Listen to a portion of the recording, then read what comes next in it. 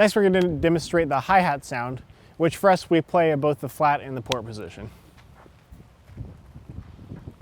For the flat hi-hat, we're just going to be coming in straight together, right in the position, making sure that we're squeezing with not just our arms, but also our fingers, trying to get as much sound off as quickly as possible.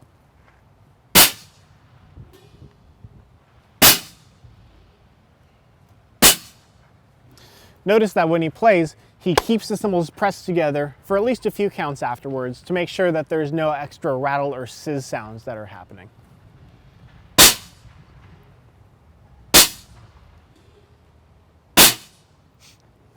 It's best to think about this sound as being a whole body motion, squeezing from the shoulders, the upper and lower arms, and the hands, really to get a nice short sound.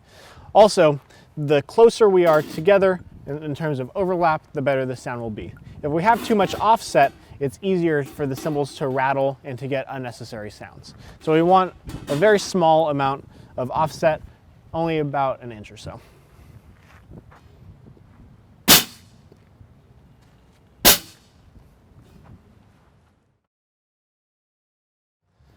So we're going to cover the flat sizz here. This is going to be a sound that's created by dropping the right hand onto the left hand and getting a lot of rattle out of the cymbals.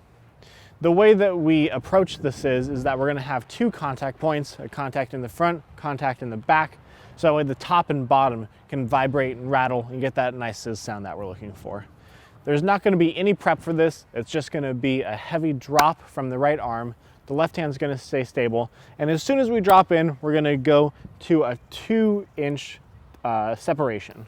So we're going to go to a 2-inch separation, right hand below left. 1, 2, 3, 4.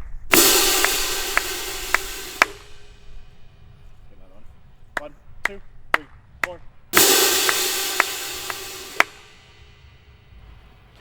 So we're noticing here that we drop in right hand over left.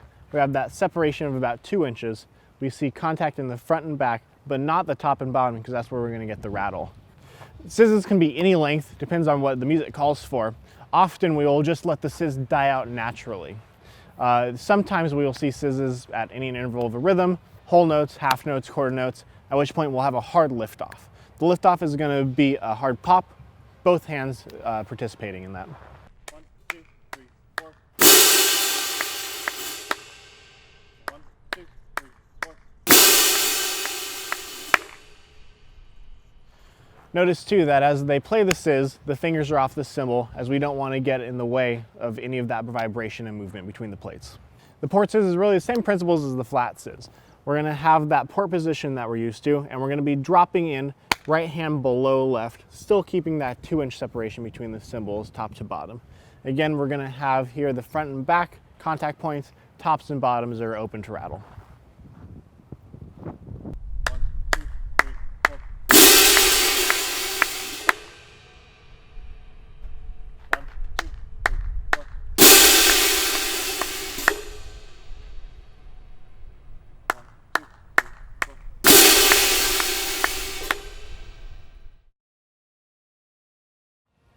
Another sound in our vocabulary is the Sizz-Press and the Sizz-Suck.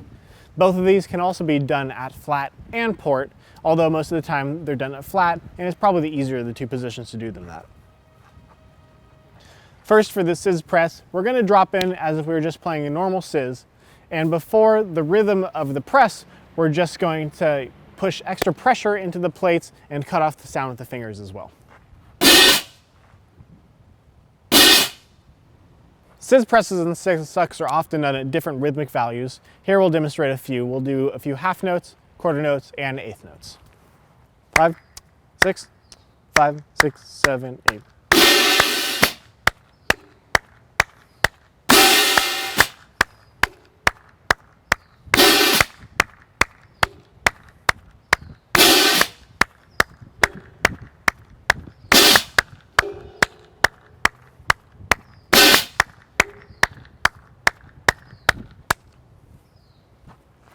Notice that the motion is the same every time. We drop in for a sizz as we would any other sizz, and the only difference is that for the press itself, we squeeze both from the arms and the hands to cut off all sound as quickly as possible. Sizz-Sucks are a sound that can be done at many different rhythmic values. Here we're going to do half note, quarter note, and eighth note sizz-sucks. Each time we're going to have the sizz right on count 1.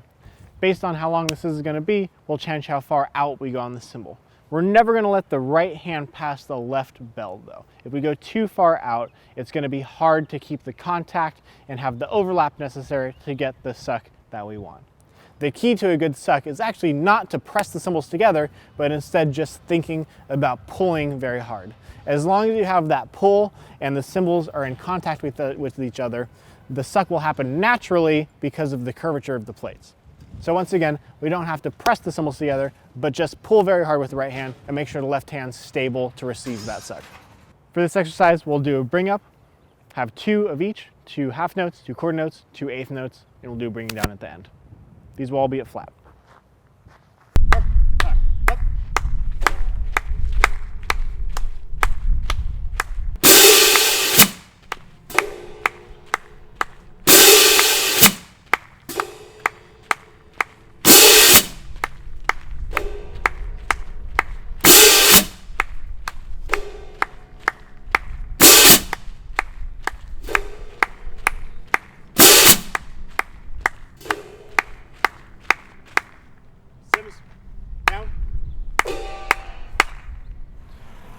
Notice in that exercise that we always have a good sizz sound.